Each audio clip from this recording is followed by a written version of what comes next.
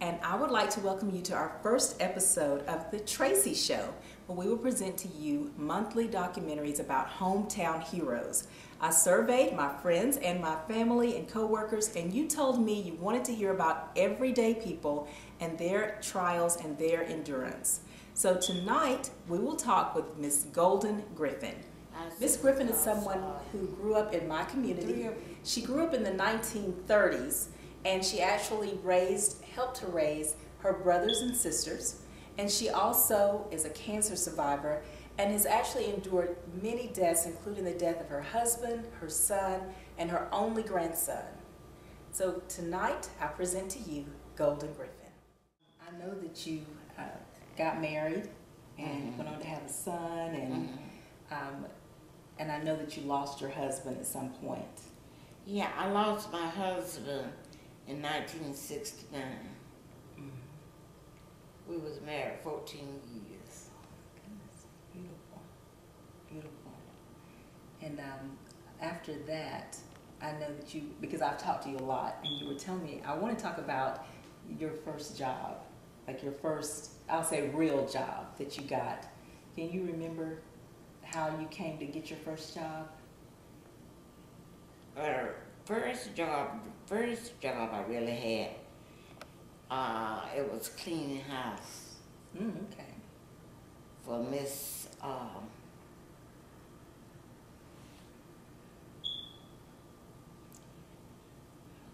Cleveland. Cleaning house for Miss Cleveland. Okay. I made $50 a week. Reading a book that your family put out, and in that book you talked a little bit about when you were 14 and the conversation that you had with your mom. Oh, yes. Can you tell us a little bit about that? Yes, Mom, we had just got in from revival at Hewitt, Georgia, at Bright Star Baptist Church. And Mama got up to make breakfast that morning, and she said, "Oh, I can't hardly walk." And then her legs just give away. She said, "I believe I'm having a stroke." She couldn't get up. And she called Daddy, and Daddy got up, and he carried her to the doctor. Her brother was here visiting her from Maryland, and Dad and Uncle Roosevelt carried her to the doctor. And when they got to Carrollton to Dr. Thomas, he told her she had had a stroke at the brains, and said that he could not operate on her, and said she would have about 3 to 4 days to live. So Mama said, he said that he would admit her to the hospital if she wanted to. My Mama said, "No, I want to go back home and spend the last 4 days, my last day with my children." So they brought her back home. So when they got her back home, she asked me to come to the bed. She wanted to talk to me. And she said, "Sit down, I want to talk with you." And I said, "What is it, Mama?" She said, "I'm fixing to leave you all." She said, "Now." And I started crying. And she said, "Now listen, girl, don't cry." She said, "But I want to talk to you." She said, "First thing, my sister was in college at Fort Valley State." She said, "I want you to go up to Miss Lydia and call my sister. Call your sister and tell her to come home as quick as possible.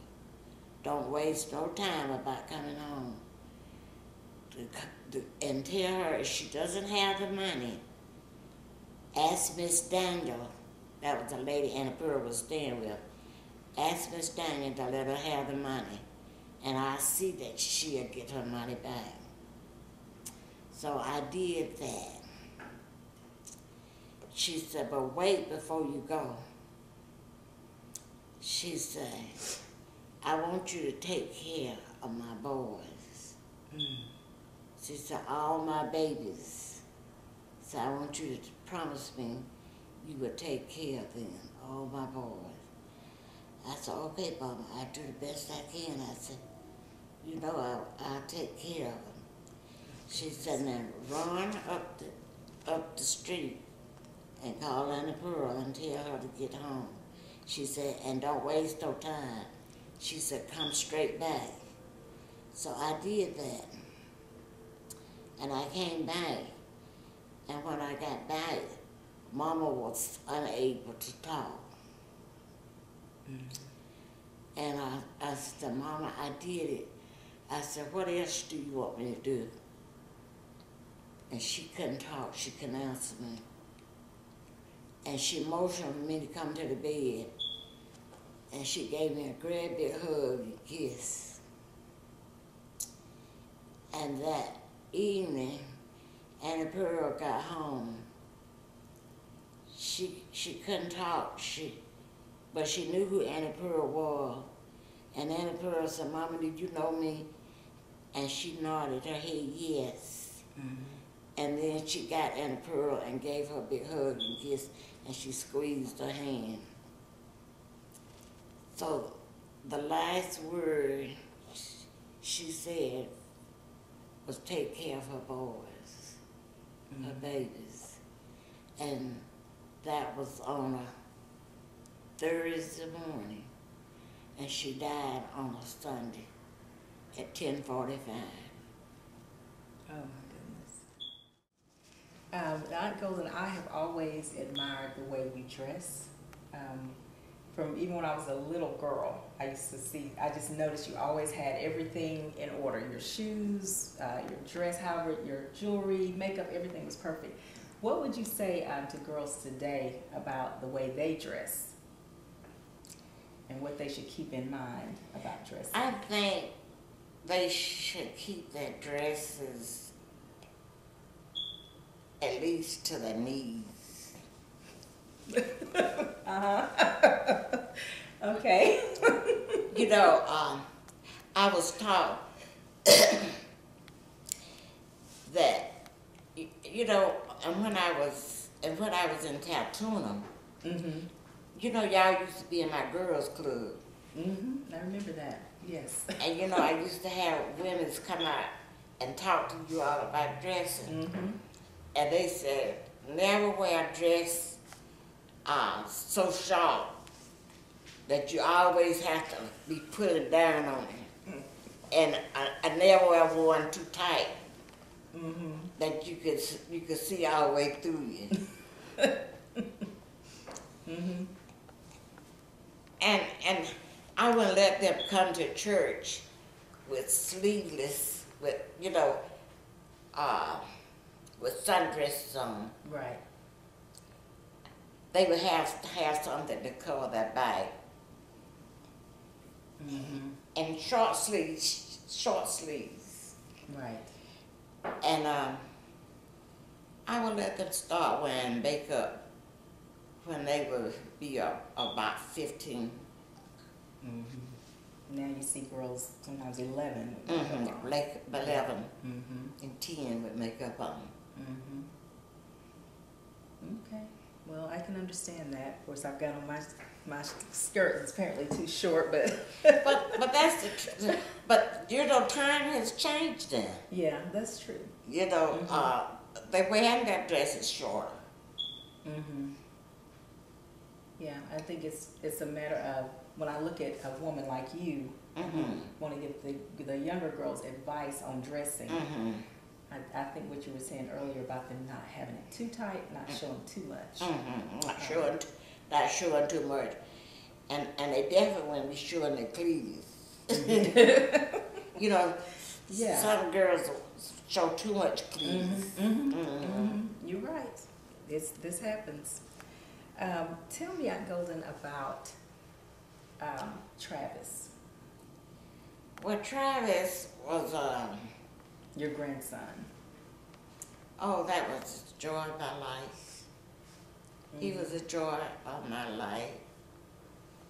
Everybody thought he was bad, but he wasn't really bad. Travis liked to have fun. And a lot of time, he would do little things, but he didn't know a lot of time that was intimidate people. He got a joy out of making people, he thought he was making people laugh. But a lot of times, it disturbed people. They didn't like that. Right. But Travis, he was smart. And one thing about it, he didn't take nothing off of nobody. No, he defends himself. I wonder where you got that from.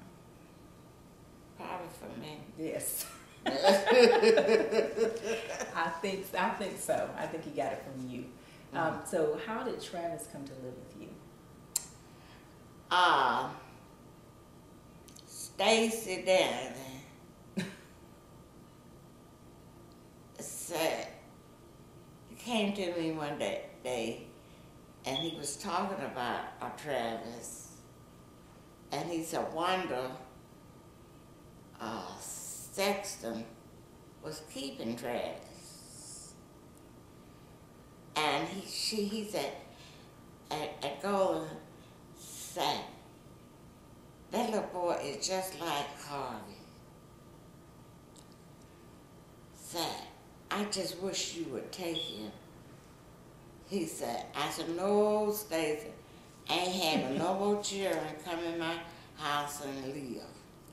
I said, I have reared my brothers from the time they was babies and brought them up, got them to school, sent them to school, got that education. I said, then I got Harvey reared, got him grown. I said, I'm not having no more children come in my house. But when I seen Travis, he came up the steps and he said, hey, Grandma. And I just fell in love with him. And I started trying to get him then. And I went and talked to the welfare people, and they let me, I guess it was about 3 weeks, he started living with me.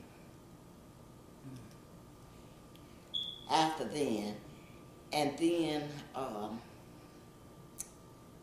we started the adoption. Awesome. So then I got him adopted. But, and then my brother Thomas fell in love with Travis. And he carried Travis everywhere. He carried him to California. He carried him on a cruise. He carried him. Travis traveled all over. He traveled to Washington, D.C. He went to Nevada. He went to Florida. He went on 2 cruises. Went everywhere. That's good. He went everywhere. Okay. And how old was Travis when we lost him? He was 13. Okay.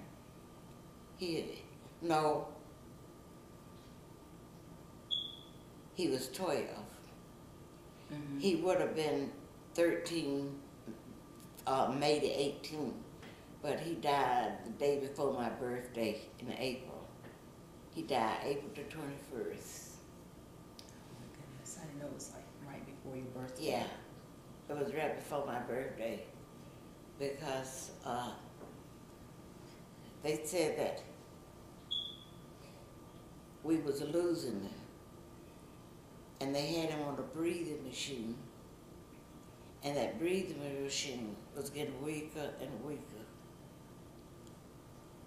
And they said we'll probably lose him before the morning. And the machine was breathing for him. Mm-hmm. So I took him off life support because I didn't want him to die on my birthday. Mm-hmm. I understand that. That has to be hard. Because it didn't help do anything.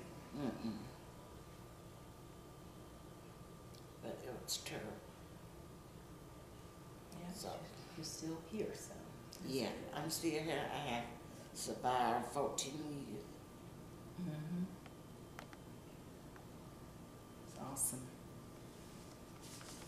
So, if someone asked you today, just give them a random piece of advice for living their life and for surviving and getting through, what would you say to them? I would tell them to keep God on their side. And don't ever forget about the Lord, because He is a healer. Mm-hmm. That's true. That is so true. And always keep God with you. Mm-hmm. Pray and treat everybody right. That's what Mama always taught us when we was little, is to treat everybody right. Treat people the way you want it to be treated. And that's what I live for.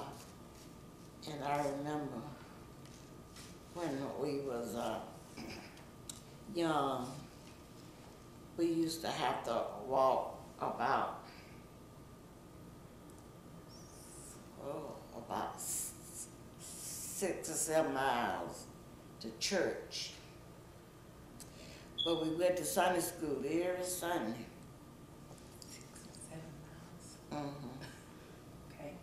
Yeah, we had to walk to church. And every Sunday, we had church once a month on a second Sunday. Mm-hmm. That's when we had church. And Miss Francis would get her children. Mama would get her children. Miss Danu would get her children. And we would all walk to church, to Sunday school. My goodness. Sunday school was at 10 o'clock. And we'd get out by 12.